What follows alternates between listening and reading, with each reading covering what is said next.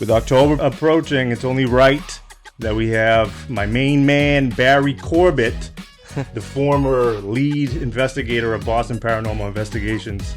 Thanks for being there, Barry. My pleasure. Thank you. For having me. I wanted to talk to you about your first experience with paranormal activity. Oh, great. Okay. Well, I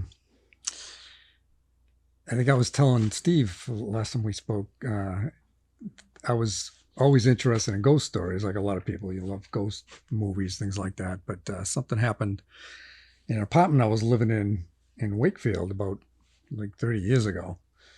I was reading in bed one night and I felt something sit on the edge of the bed. Freaked me out a little bit. After a while, I felt the mattress move a couple of times. Felt like it was like a small animal, like the size of a cat, maybe. This is when you were a kid, a teenager? No, I was in my 20s, maybe, maybe 30. I don't know. Living with a roommate in Wakefield, and this happened like 4 or 5 nights in a row. Something would just get on the bed and then move a little bit and then get off again. So I told my roommate, and he didn't believe me. And a couple of nights later, it happened to him too. I think sat on the edge of his bed. He believed me after that. So that kind of piqued my interest. But then I didn't do anything about it for years and years. You know, I got married, raised kids and all that. And then when I got close to retiring, I saw this meetup group, Boston Paranormal. They'd been running since 2006, I believe. And I joined up with them. It's been a lot of fun since then. So in about 06, did they show you the way on how these things are done and kind of following up on these instincts you've had since you were a young person? Yeah. Well, it was run by Tom Elliott at the time. He ended up getting Parkinson's, but he was an experienced investigator. He'd been doing it about 8 years when I met him. And they had a pretty large group, maybe 12, 15 people. He would allow anyone to join, anyone that had an interest in it, as long as you joined in and contributed to the group. But after a while, he got sicker and sicker. He needed help running the group. So I had a little more experience by then. I started taking it over. I ran it for about 5 or 6 years. So in 2006, you started and recently retired. So you almost have about 20 years under your belt. Not in investigating. I actually started in 2017. Oh, okay. Yeah, so only about 6 years of it. I was going through your website and just briefly going through some of the sites you had up there, some of the sites you've been to that are quote unquote have activity going on. This one kind of hits home because he actually got married, Jack. Yeah. At the Wayside Inn. No kidding. So we knew a little bit about some of the paranormal stuff. So you heard the story about the ghost there? A little bit, yeah. But if you wanted to fill in a little bit, can you elaborate on that? Yeah. Sure. Yeah. Is it Jerusha Howe? Jerusha Howe. Yeah. Well, it's well known ghost in our circles. She was the innkeeper's daughter in, say, 1840, I believe, when she was living there. She lived in rooms 9 and 10. It was a much smaller building then. It was always an inn, almost from the beginning. What happened, as the story goes, she was engaged to be married to some guy from England she met. He sailed back home to take care of some business, and he never returned. And she pined away the rest of her life, although she died fairly young. I think she was only 44 when she died. Wow. Now, they've been renting those rooms out for a long time, 9 and 10, but they have this custom there where people would leave notes and review the room, and then they'd put them up into the rafters for anyone that came after to read. And the innkeeper started noticing that people were mentioning that things were happening there. My door was rattling. Someone touched my foot. Someone sat on the bed. I heard voices. I heard a woman crying. About 40% of the notes had some kind of paranormal incident reported. So all us investigator groups got interested in it. Everyone that's been there has caught something, some kind of voice. We caught the sound of Jerusha crying. Gasping, sobbing. Sounds like someone's heartbroken. Oh, geez, weeping. Yeah. So did you spend a whole night there, or a whole weekend there? I've been there 3 or 4 times. The first time I stayed by myself, the rest of the group had other things to do. Nothing happened. The second time was pretty active. It was about 2 years later. We had 4 of us in the room. At about 10:30 at night, we heard the door rattle. Actually, what happened is we were sitting there talking. We were going to take a break. And my friend Jeannie got up with a telephone to make a phone call to her son. So she opened the door and she walked out into the hall. And we were sitting there talking. Then we heard the door rattle, so we thought Jeannie had locked herself out. So Bob gets up, he opens the door, and he sees her at the far end of the hall. She's nowhere near the door. And we asked when she came back in. She said, no, I was nowhere near the door. And there was no one there. It was like 10 o'clock at night. The inn had settled down by then. So we know there was no one roaming around. She would have seen them anyways. Yeah. So we caught it on camera. The cameras, we usually have cameras looking at every corner of the room. And the door latch actually turned right down. The door pushed in. And so that was just interesting. But that wasn't the end of it. Late around 2 a.m. that night, I had gone home. I was tired. Bob was watching the front door because he noticed he has a static field meter. It started lighting up, which indicates static electricity. And he's looking in that direction. All of a sudden, there's a sound on the other side of the room, and Kim gets up and she spots a silhouette on the door. And it was a very sharp image, she told me. You could see the detail in the hair, the nose. It looked like a woman having a conversation like she was in an argument with somebody. So she yelled to Bob to turn around with his camera. He's looking at the other room, the other doorway, because he saw the light go off. By the time he turned around, it was gone. They never caught it on film. Interesting. But 3 of them saw it, so there was definitely a silhouette, like a shadow figure, I guess you'd call that. Would you and say it was a woman. Without equipment, do you have, I don't want to say the knack, but just walking into a place, can you get a vibe right away without any of your equipment? Sometimes, yeah, not too often, but some people are much more sensitive than I am. There's all levels, different levels of sensitivity. Like we have a couple of mediums, they can sense an entity as soon as they walk into the building. They can tell you about where they are too. Oh, really? Usually, yeah. So they're big help. They'll guide you, like, you should check out the second floor. I think we experienced some of that stuff at the family farm that we had growing up. There was some experiences that I know myself, my grandmother, we had. One of the things, my grandparents lost some kids there, and so one of their daughter, well, my grandmother would say that my aunt Mara would turn on one of the lights upstairs. And sure enough, I mean, it was one thing that I used to experience with my grandmother. We would turn it off, and then we would leave. I would go watch a movie or something, and then we would come back and the light would be on. Yeah. And it was always something that we experienced there at the family farm. So it's something that it's definitely something I know I've experienced. So that's why I'm interested. Yeah, that's how why old is the building? It's very old. Yeah. My grandmother used to see the original owner, Tom Brown. So just out of the corner of our eye, she would see a man who didn't live in the house, sitting in a chair that wasn't in the house either. Yeah. It's pretty rare to see an apparition. Would you say that there's correlation between entities in old buildings and, let's say, Native Americans in that regard, meaning just generation on generation that were there before? Yeah, well, anytime you have that much time passing, you're going to have a lot more deaths. The older the house, the more chance of. And I'm pretty sure the farm he was talking about, it's in the town Sterling, Mass. I think those are old Native American grounds, if I'm not mistaken. Sure, this whole area is. So this is all their land. We get some interesting stories with Native American spirits. Certainly a place like that's old. I was up at North Weymouth, a place called West Augusta. And I had never heard of it. This was one of the original colonies, only 2 years after Plymouth Colony was founded. And what happened there, they had an incident where they were trying to establish a second colony. And they started building a palisade. They started trading with the natives. It was the Massachusetts tribe. And when winter came, the stores got more and more difficult. They hadn't grown enough crops and everything. So they started stealing from the Indians. And after a while, things got really bad. They thought they were going to lead to warfare. They sent Miles Standish up from Plymouth. He was the military arm of the colonists. He just came in and just took over in a brutal fashion. He invited them into the palisade to have a conference with him. And instead of talking to them, they brutally murdered the chief and his main man, cut off their heads, marched into the village, killed 5 more people, decapitated them, and took the chief's head down to Plymouth and mounted it on a pike.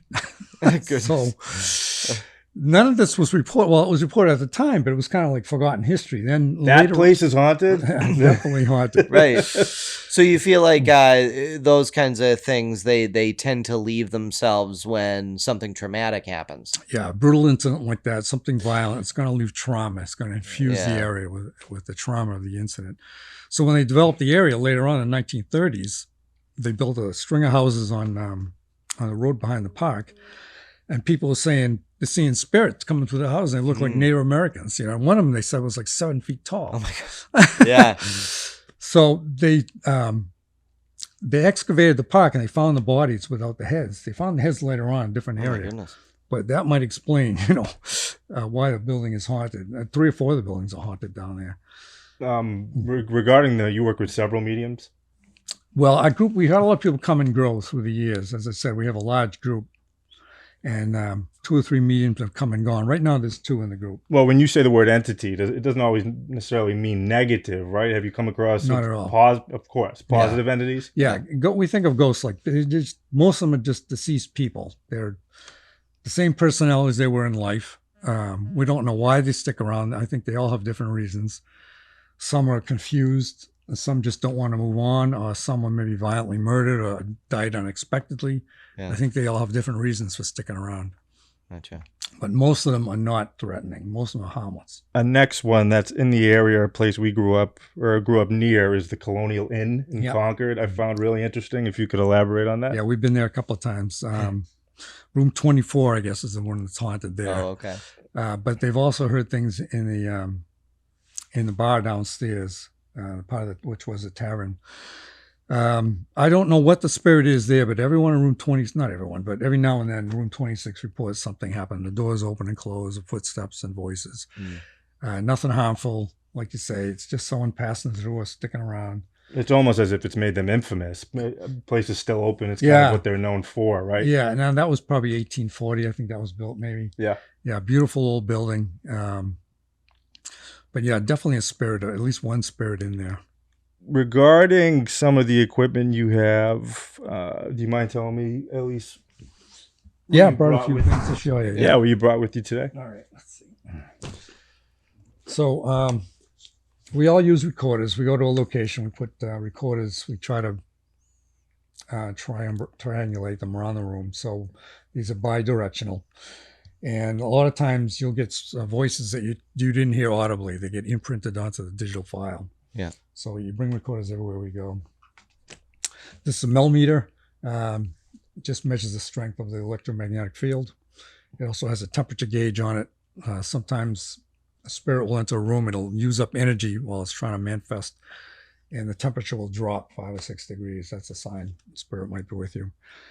A place like this, you're going to have everywhere there's some electromagnetic energy. This measuring 0.2 right now. It's probably because of the rotor. I was going to say, is there anything in this room right now, or it's about average?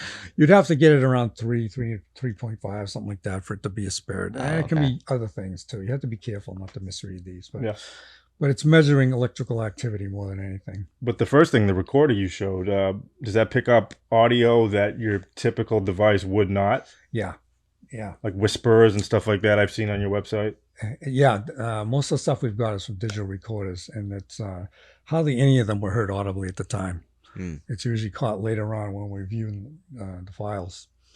We spend like hours and hours going through files. Yeah. We'll be at a location maybe 4 hours, and I'll have like 3 or 4 cameras. So that's like 12 hours I have to review. I know. Same thing with the audio.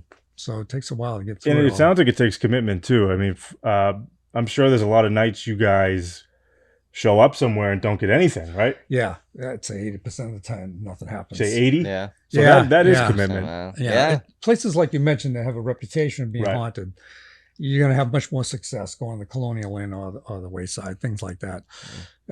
So yeah, we're up around 60, 70 when you go to a place like that. Have you branched out like outside of New England at all? No, not really. Not too much. No. I can't think of one that's been outside of New England, but we'll go around the 5 states around the area. Yeah. Is it Coventry, Rhode Island? No. Coventry? I haven't heard of that one. You haven't? Coventry? Oh, Coventry. Coventry. Yes. Gotcha. I'm sorry. Coventry. There was, let's see. I get them several mixed up places now. there, right? There was a theater in Coventry, I believe. And there's the Payne House Museum. I think the Payne House is in Coventry. The House of Pain? Yeah. Same type of thing. It was a tavern in the 1860s. It was also the place where the people brought the town doctor would treat people. They'd come from 100 miles around. There's only one doctor around. So it was an infirmary. So people died right then and there. People died within their homes. They didn't go to hospitals back then. There weren't too many around, if any. And so there'd be a lot of death in that one building. But the spirit they see there is a little girl. And Ken DeCosta is the one that's done a lot of research on that. He runs Rise Up Paranormal. He's got a crew on there, and they've identified the whole family. The mother and daughter and the father are the three spirits that live there. The mother's name is Sarah, and the little girl's name is, I think, Carla, maybe? Oh, Cora, I'm not sure about that one. But they've got all kinds of EVPs, the little girl's voice, the mother's voice. He's seen the little girl. Oh, geez. Yeah. He was with a group one night. They had an investigation going on. And he was sitting down taking a break, and the little girl walked right through the room. She was glowing like white pale, no color to her. And he got up and followed her to the next room, gone, nothing there. So they checked the camera feed when the evening was over.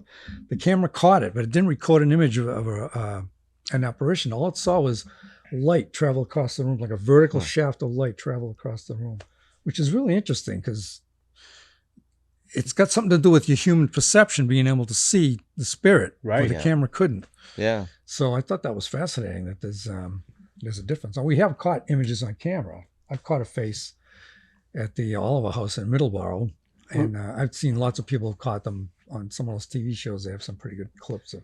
Would you say any recollection or eyewitnesses of, let's say, a body or a face that you see? Is it typically in the same age group of when that person was deceased? Meaning, if it was a little girl that died in the house, are you seeing the image of a little girl, if so?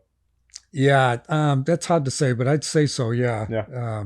They kind of project the way they see themselves, and probably it's when they died is how they see themselves. Okay. It's, like I say, it's pretty rare to see an apparition. We haven't seen too many full-body apparitions. Some of the people in my group have seen them. I haven't myself.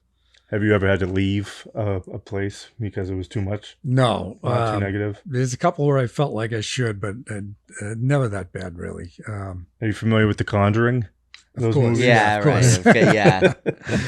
Those things are greatly exaggerated. I'm sure they are. Oh, yeah.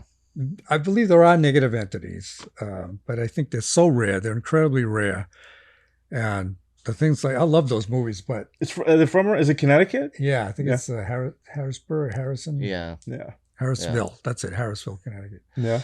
There's a farmhouse. You can rent that out too now, I guess. Oh, geez. Yeah, some investigators bought it out. They rented out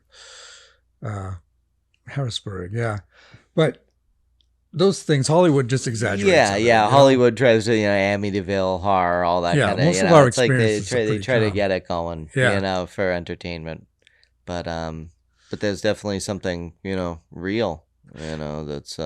Yeah, there is. I've seen him interview the guy that went through that, the father, and he said there was definitely a woman spirit, but she was nowhere near as hostile as they painted her. As the nun or Annabelle. Yeah, right, exactly. Yeah, I've seen them all. Oh, you have? Yeah. Those are good. But yeah, what we do is nothing like that. Yeah. Although, let me backtrack a little. We put spirits into three categories. Intelligent spirits who will interact with you. They'll answer questions with through the recorders. Yeah. We have things like this. I didn't get through all the equipment yet. Huh. These REM pods will generate their own magnetic field. Yep. And if a spirit breaks the field, it'll do nothing for most of the night. You have to get within a couple of inches of it for it to go off. So we'll put some of these around the house upstairs, and if we hear it go off, we'll concentrate on that area. Maybe something set it off. So that's probably you setting it off. Spirit is with us. Or it could be this. Yeah, the Holy Ghost is in the room right now. Yeah, right. So if we get an intelligent spirit, we'll ask them, say, are you here with us? Can you put your hand near that for yes? Interesting. Yeah, that's probably just calibrating. Or even air movement could set it off too. Do you? The air wouldn't. No, sometimes this is loose, but So it's typically body temperature or just energy. It'll calibrate. It'll settle down a bit. There's no ghosts here. So if we can get a conversation going, we can actually learn something about a spirit. They can tell me yes and no. Once for yes and twice for no, or nothing for no. You know, it's almost like Stranger Things. I don't know if you've seen that, but yeah. It's almost Winona Ryder's putting the Christmas lights on the wall and just saying light this up for this or that. Right. Yeah. Yeah. So that's very helpful if they can work with you like that. What kind of questions would you ask if they are responding? What year were you born? Do you know what year it is? How did you die? Oh, geez. Are you alone? Do you have a message? Is there any way we can help you? You know, anything we can learn about their history. Do you think anybody on the other side is stuck in a sense? They can't. I can't say for sure, but I think so. Yeah. There's a lot of theories. One of mine is people that are afraid to move on will stick around. Say they've done something bad, you know, and they're ashamed of it, or they're afraid of Judgment Day. They're going to stick around because they don't want to end up in hell, you know. So there's a good reason not to move on. Other people, they just love the house. They're really attached to it. We went up to the USS Salem in Quincy, and that thing is all kinds of activity. They did a rescue in the 1950s, an earthquake in Greece. They brought aboard survivors that were badly wounded. A lot of them died in their infirmary. And they're still on the ship. They're kind of in limbo. They're in shock. They're not quite aware they're dead, but they're moving around, speaking names to people and calling out, footsteps, everything. But Don DeCristofaro, the investigator that runs that, he's identified some of them as spirits of sailors who actually were on the ship that died somewhere else, came back to the ship because that's where they were comfortable. Oh, geez. Yeah, so I thought that was fascinating. So do you find it's more with locations that these spirits want to stick around? So like houses, or do you feel maybe sometimes items? I think a spirit can be attached to an item. That's fairly rare too, but I think that does happen. Okay, but it's like more a car or locations, something, yeah. right? But Yeah. it's more locations, like Something even a that has- ship, like a ship, or you know, the house that you grew up in, or Yeah. something. Yeah, house because they're familiar, or if something died there, Yeah. that's a reason for someone to stick around. Yeah. Like I said, it could be any number of reasons. And we also, I mentioned intelligent ghosts. There's also residual ghosts, and that's the apparition where it doesn't interact with you. You might see the same figure go by at 9 o'clock every night, or footsteps at 3 a.m, but only 3 a.m, never any other time. We call that residual. It's they're repeating the motion over and over for eternity. And we don't know if that's actually an entity or a consciousness, or maybe just the energy of their life. Like an imprint. An imprint Something. into the building, yeah. Have you or any of you people ever come across a place where there were good energies, good spirits, and also negative at the same time in the same place? Or does that typically not happen? Yeah, typically doesn't. But yeah, I was in one where there was both, and there was the spirits that were kind of telling us to stay away from this other spirit. Don't try and don't interact with them because you're just asking for trouble, that kind of thing. Yeah, that does happen. Yeah, like you were talking about the family, you know, a little earlier about, you know, like, you know, don't talk to Dad, you know, right now. Is that what you mean? They were pretty friendly. No, this was a private case I was thinking of. There was one spirit that kind of dominated the other spirits. There was 2 or 3 spirits coming through this building, and they all seemed to be afraid of this one spirit. And if this spirit would show up, they would take off. All of a sudden, he'd be the only one there. So, and that every time that spirit came in, I get an awful feeling. That's what I was talking about before. I was very uncomfortable in that building. So there are negative entities, and we call those, they come under elementals. So that would be jinns, pukwudgies, demons. Every culture has their own name for them. You know, they're negative entities. Yeah. And we don't know really what they are, but I think most of them probably never walked on this earth. They're just something that were never human. Whereas the rest of them are just spirits of people that were once alive. But they do exist. You don't encounter them very often, but I think they're real. Do you think any of these theories brush up against extraterrestrial? Well, personally, no, but it's certainly a possibility. One of the theories we deal with is that it's not a spirit at all. It could be two universes crossing over, the multiverse theory. And I think that's a pretty strong theory because I believe that these universes do exist right alongside ours, maybe a different vibrational Parallel, level. Yeah. And you might be, for one brief minute, maybe there's just the right conditions, yet they overlap and you're looking right through a window into their world. And someone's just living their life, walking by, and it looks like a ghost to you. A glitch in the matrix, if you will. They're alive in their time, in their place, but they're not even dead. And the reason I believe that is because you get so many reports of places that have not just a voice, but you hear a whole party. You hear a din, a car driving by. You've heard trains going by. There's a place in Connecticut called Barahak, where you can hear a stagecoach go by. And it comes pretty regularly. Yeah. And you can hear the wheels, the horses, the reins, and it moves on and it goes on, and then that's it. Doesn't come back for another few weeks. I did a construction job in a house in, I believe, Bellingham, Mass. This was probably 7-8 years ago, and me and the other guys we were working with, we were the only ones in the house. We swore we could hear somebody playing the piano in the house. Yeah, we get that a lot, actually, piano music. Really? Yeah. What do you think that is? For it to be that instrument? I think it's probably infused in time, stuck in the building, or they're playing it, actually playing it somehow. And maybe there's a window in time, not just another universe. Maybe it's time. Maybe you're looking back 200 years for a brief instant. Yeah. And that music comes through, or that image comes through.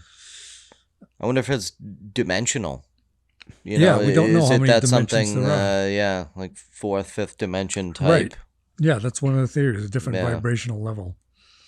But yeah, they're all different things. Ghosts, spirits, demons, they're all different things. And you never know what you're going to encounter. Yeah. But I'd say the bulk of them are people that were once alive and are harmless or confused. So this device right here can actually answer questions for you and really give you an idea of how to narrow down what exactly happened in the place you were in. Yeah, it's one of the ways we interact with them. Yeah, mediums and psychics are another way. They can actually hear the messages. Yeah. They can hear them talk to them, and they're real helpful. Yeah. So, are you still in contact with these mediums? I know. Oh yeah, they're in the group. There's two of them right now. One of them's over in Israel, so he won't be back for a while. Yeah. And the other one's a woman. She's real strong. They're both strong. Actually. I'd love to sit down with both of you another time. Sure, I'll mention it to them. Yeah, I'll be glad to ask them. Yeah. Segue into this. Are you familiar with the Cecil Hotel in Los Angeles? No, I haven't seen that one. Well, after reading up about it, I think it's been around. Well, I think it's recently been shut down, but it kind of just turned into like a homeless drug place over the years. It's just a rundown motel, but they had this incident. Are you familiar with this? Yeah. This is the girl. I forget what her name is, but yeah, she was found in a water tank. Is that the one you're? Yeah, they checked the surveillance of the hotel, and she's like walking to this girl by herself. She's walking to the elevator, and it looks like she's looking around the corner as if maybe she's being chased.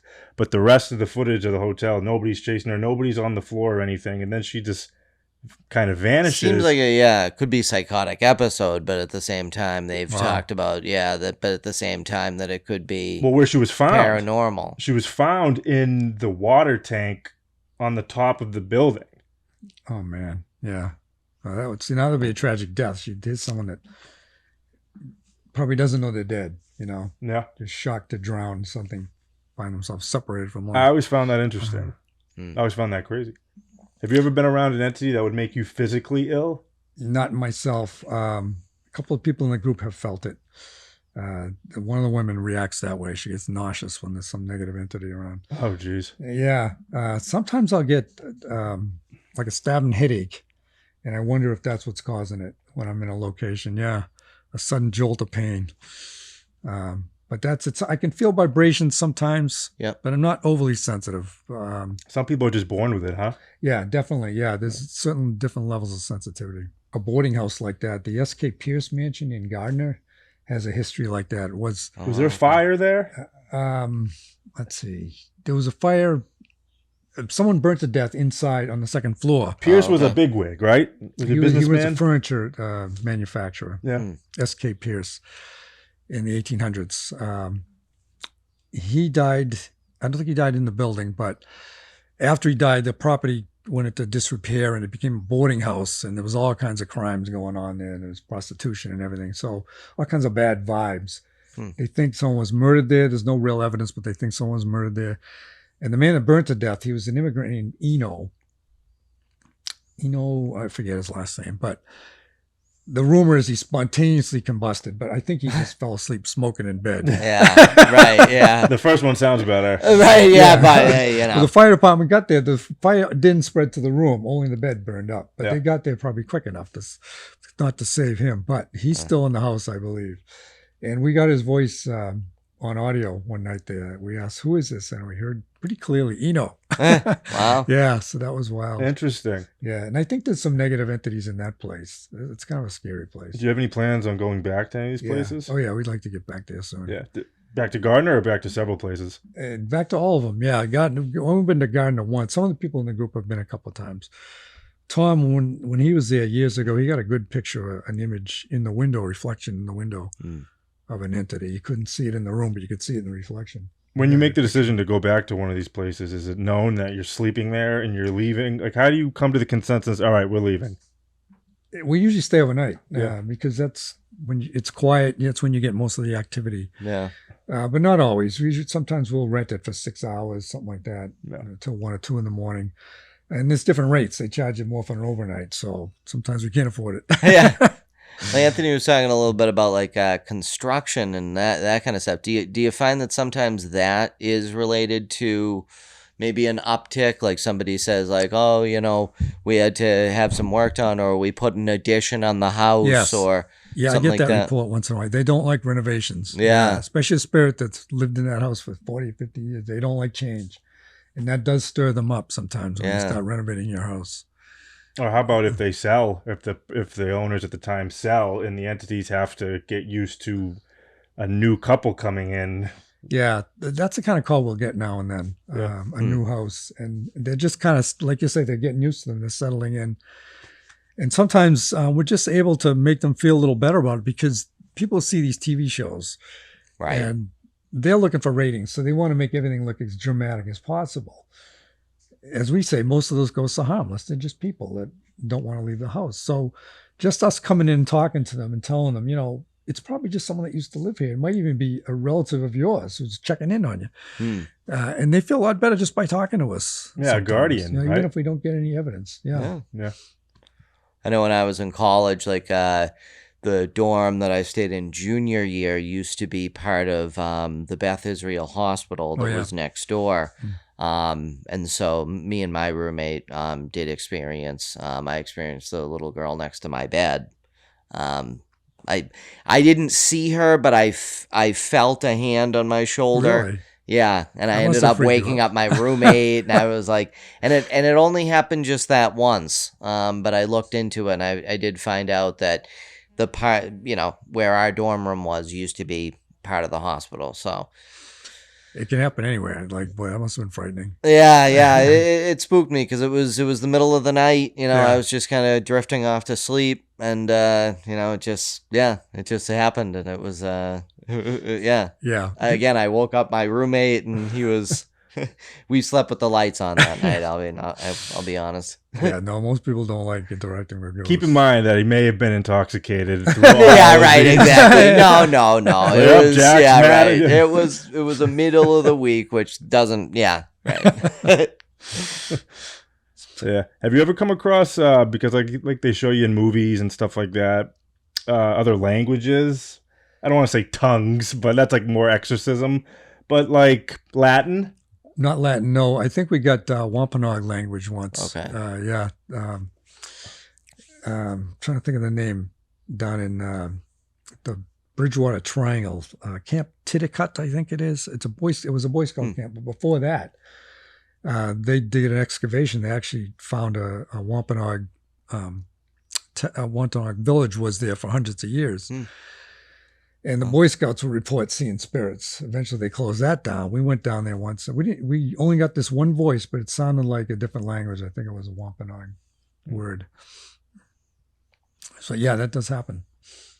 So you find a lot of Native Americans. Is it more at like battle locations, or do you feel like it's more, No, I think it's actually more places like that where they used to live and they were happy there. Okay. They're comfortable there. They go back to where they were familiar with.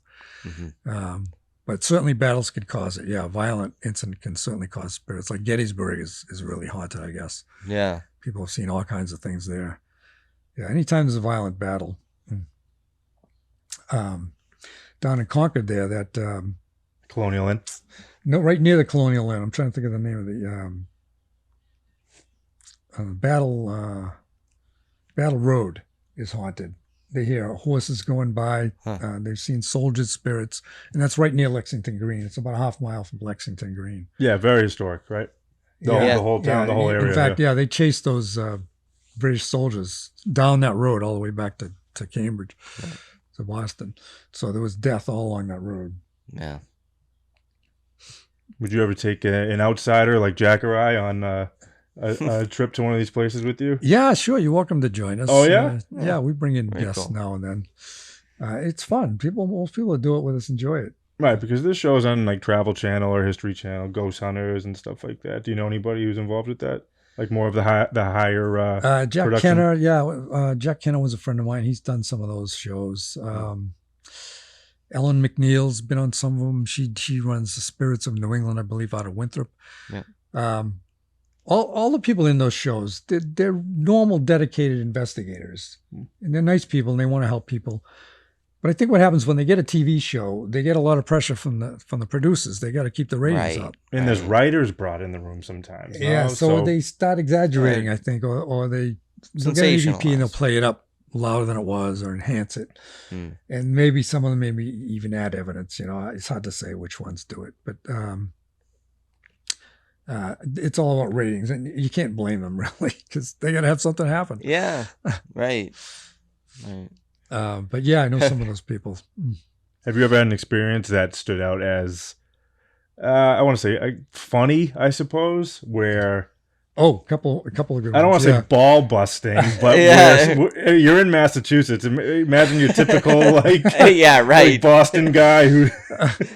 Well, we've had ghosts swear at us. Yeah, we've caught profanity and definitely directed. I'm fucking dead. I'm sorry. Get the F out of here. Yeah, things like that. Michelle once, she was busting someone's chops. She was just making goofy jokes, and she's trying to talk to the spirits. She goes, "If you think Jack's being a jerk, can you make this beep twice?" Yeah. And right away, beep, beep. It's hilarious. And then another time, I was in a private case. It was an older woman, and she was hearing scratching sounds, and she thought doors opening. So I went into her cellar. I was checking out the whole house. I was alone in the cellar. And all of a sudden I hear a voice right above my head say, "Hello, Barry."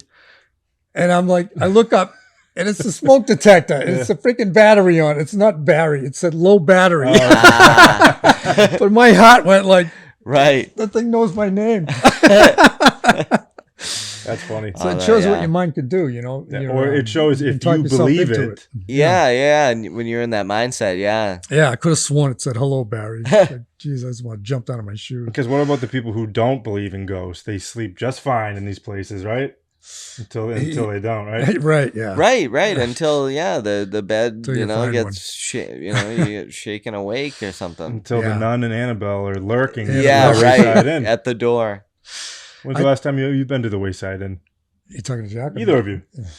It's been a while. Lindy and I used to go there because we did get married there, so we had our reception. We didn't stay in any of the rooms or anything like that, but we did. Really it is. Place. It's they do a nice dinner there. Yeah, we love it. Yeah, the meal's great. Yeah, we've been there about 4 times. We were there about 6 months ago. Yeah, and we'll go back probably in the winter, I think.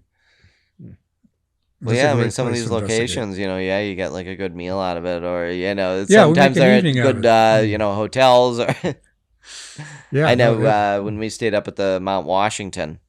That's known to be haunted. Yeah. There's an interesting story with that too. Grant Wilson, I think it's Ghost Hunters. He did. He was he caught a voice, a woman asking him what he was doing in her closet. Like, what are you doing in my closet? He says, we're not in your closet. We're just standing in the middle of the room. And after a while, he figured out that she was living, or she thought it was 1850. Oh. And that might be an example where there's a window into time. So maybe his voice really was coming out of her closet in 1850. Yeah. What would that word be? Would you call it vortex? Would you call it continuum? Would you call it wormhole? Yeah, who knows? There's no real word for it. Right. The idea of what reality actually is can be misinterpreted. Yeah, we don't know. I mean, we don't know enough about that, but I think these universes can cross over. And I think maybe, who knows what time is like, and who knows what time is like to a spirit. They might appear every 700 years. They might appear every 10 minutes. Who knows? Even the word time is man-made, right? Yeah, it's meaningless to them. It's kind of made up if you think about it, the word time. Right, it's a construct that we come up with. Yeah. Yeah. How often are things moving in your world, like in places you go into? Do you hear more things, or do you see things move more? We hear more things, but things do move now and then. Yeah. And that's one of the things we get reported a lot when people call us in for a private case. Something's missing for a while, it gets returned later on, or I could have sworn I put it here, now it's in the other room. Things like that. And a lot of times we come in and we can't really explain it. We get a little evidence, maybe a voice, but you probably have a spirit. Maybe they're just confused. Maybe they're picking something up because they think it's theirs, or really? Yeah. Really. Say, what are they trying to, I guess, accomplish? Are they trying to just kind of like mess with you, like, like move your stuff around, or are they trying to accomplish something like, oh, we're going to make this so aggravating that they don't live here anymore? I think some of them are trying to get your attention. Yeah. Others have no idea you're even there. They're just living their life, or they think they're living their life. And they're just opening doors and walking through them and leaving the door open. Right. To them, they're just living their daily life. Right. So all different reasons, as they say. So if the spirit's in the house, to the spirit, they could be living in a whole different realm of their surrounding. Yeah. Meaning they're not really in your house. To them, they could be living their life as they did. I know that sounds complicated. Michelle grew up in a haunted house. She's one of the members of our group. It was a little girl that was shot by her older brother. He had gone outside. They had an argument. He'd gone outside. He climbed up into a tree with a rifle. He wanted to scare her. He didn't mean to kill her, but he killed her. He shot it, and he actually hit her. They moved into the house years later. They did not know that it happened. She started seeing a little girl, and she's friendly. She's not aggressive at all. Her mother saw it. She saw it. And it was as solid as can be. One night, her sister mistook it for her. She said the little girl was sitting in Michelle's bedroom, combing her hair in the mirror. Michelle's sister came in and started talking to her, thinking it was Michelle. And then she heard Michelle's voice behind her. And she turned, the girl was gone. She started screaming.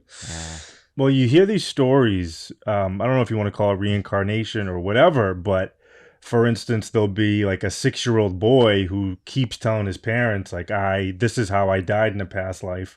They get fixated on having a past life. Yeah. And I forget where I was reading it, but the kid said, I was hit with an axe or something by somebody, and I know where my body is, and took the police to the body. Have you heard any instances like this? Oh, yeah. I've read a couple of books on reincarnation. What do you think? I believe in it. I do now. I didn't used to, but I do now. They've got real physical evidence. Yeah? Yeah, that story is similar to another one. There was a soldier in World War II, reincarnated as a little boy, and he remembered all the details. I think it was one of those In Search of shows. Yeah. It was also in the book. He remembered the details of his squadron, the names of the squadron. He remembered the details of how he was killed, how his plane went down. He knew the type of plane. He could describe where the gas tank was on it. And his mother said he always had a fascination with planes. Like they would go into a store, he'd pick out a plane, he'd tell her what kind of plane it was. And then she'd look it up later on. He says, the kid's got it right. It's all accurate. Yeah. They brought him to, the soldier's sister grew up and survived into her 90s. This was around maybe 1970 this happened. They brought the little boy to see the man's sister, and he recognized her. He called her by her name, and it was the childhood name he used to call her when he was a kid. No kidding. This is the soldier's life, not his. Yeah. Do you think we've all lived past lives? I think it's a good possibility. Just maybe we don't know how to tap into that, or maybe we just simply don't remember, and some people do. I think you're probably not supposed to remember, but some people do. Yeah. And remember well, like that guy. Yeah, there's 7 or 8 cases like that where they have some real physical evidence. There's a lot of people doing studies of it. Or just Dr. Stevenson wrote some books on it. Or just even the term old soul, I think, plays into a part of that. Yeah, someone that's been reincarnated many times. I guess that would be an old soul.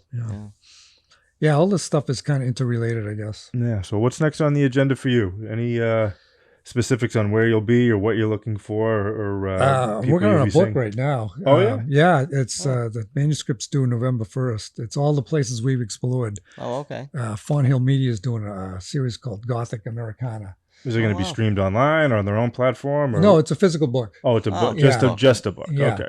Yeah, and 20 chapters of all the places we've done. It's called the Boston Paranormal Archives for the last 6 years. And it probably won't be released till about November or December, but at the earliest. But so I'm excited about that. And as far as investigations, we're going to the Palace Theater just next week up in Manchester, New Hampshire. Have you been there before? No, I have not. Looking forward to it. It's well known to be haunted. Yeah. Yeah. What's the history? A little girl. There's 2 different people seen. Mostly a girl in a white dress with a red belt or a sash. They've seen her a number of times. One of the music director there caught a picture of her down in the boiler room of all places. And this is a girl that was in one of their theater groups. She passed away from leukemia, I believe. They dedicated a seat to her in the 6th row. It's got a little plaque with her name on it. Oh, okay. One day, one of them was taking a picture of the audience, and there's an image of a face sitting right in that seat, and it looks like a little girl. Oh, jeez. Yeah, eerie. So, but they also see a full-grown woman standing on the stage. That's something that's always interested me too. After the fact, people will take pictures and they won't realize till maybe years down the road that, oh my God, there's an image in this picture that I wasn't expecting. Yep. Like they pop up after the fact. Happens all the time, yeah. What do you make of that? Photography, who knows? Photography can see things that a human eye can't see sometimes. It's really bizarre. Yeah. Well, there's those orbs, you take a picture and there's orbs. Is that something that you find is orbs are real, but the ones you get in photographs, a lot of them are just dust. Okay. We put on these infrared lights, Because I've even seen on your website, I think you were in a cemetery in Nashua where things like that were popping up in photos. See, we'll flood a room with infrared light. This thing, you can put ultraviolet or infrared, and we'll put these all around. The cameras need additional lighting, but they're so powerful when it gets near the camera that an insect will light up like an orb, and a piece of dust floating a couple of inches in front of it will look like it's 6 feet away, but it's really just dust floating out of focus. Yeah. But we've seen them with naked eye. We've seen orbs in all of our house. Michelle saw an orb float down the cellar stairway. So they are real. I think they probably are spirits. Lots of people have seen them with their eyes, not with cameras. So, but when you see them in the camera, they're usually just dust or insects. Dust. Yeah. Some of them could be orbs, but most of them can be explained. Well, Barry, you seem to be a pioneer in this field. Thanks. You seem. I'm certainly interested in following up with you, whether it's through your trip to Manchester or going back to Gardner. If you'll have us, perhaps, if Jack would be interested. Yeah, that would be great. I mean, I think it would be so much fun to be a part of something like that. Yeah, you'll get a good podcast out of it. Too. Definitely. Yeah, sure. And maybe even sit down with a medium if we could, I don't know, make something interesting out of that. You think that'd be a possibility? Yeah, I definitely do. Yeah? We'll work it out. Very cool. All right, well, thanks for coming over. I appreciate it. Thank you. My pleasure. It was fun. Thank you. Thank you so much for being a part of this. Anytime.